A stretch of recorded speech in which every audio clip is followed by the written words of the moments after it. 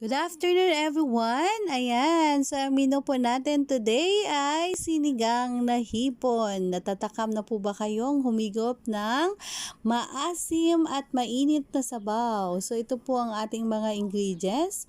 Of course, we have the shrimp or hipon, sinigang mix, radish or labanos, string beans or sitaw, kangkong, onions, tomatoes, green chili, seasoning, salt, and pepper. Ayan. So, madali lang po hanapin ng ating mga ingredients. And for the procedures, first, we have to simmer the water with onions and tomato. Ayan. So, antayin lang po natin kumulo ang ating tubig na may onions and tomato. Then, add the shrimp.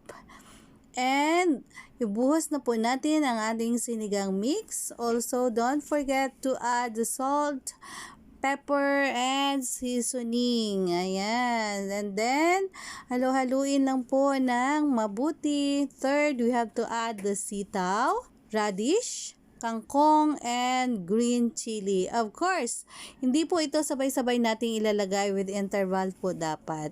And then, finally, we have to transfer into a serving bowl and serve it immediately.